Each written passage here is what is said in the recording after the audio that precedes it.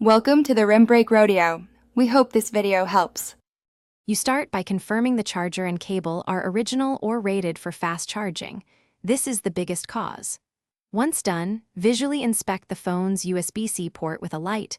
Remove lint with a dry toothpick, not metal.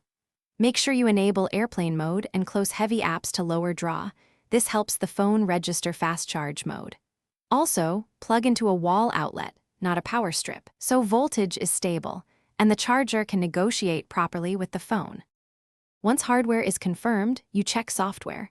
Update Realme UI because firmware often contains fast charge fixes. Next, go to battery settings and look for charging preferences. Toggle fast charge off and on to force a reset of the negotiation. Then clear cache for battery services in storage and perform a restart. That refreshes drivers and power management.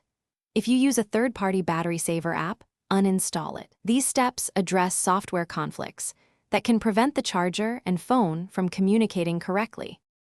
You finish by testing with a confirmed working Realme charger and cable. Swapping components isolates the fault quickly. If the problem persists, back up your data and perform a factory reset because corrupt settings can block fast charge negotiation. After reset, retest before concluding hardware failure. If fast charging still fails, the issue is likely the port, cable, charger, or battery, so contact service or a certified technician. One troubleshooting tip. If intermittent, use compressed air to clear port debris and retest immediately.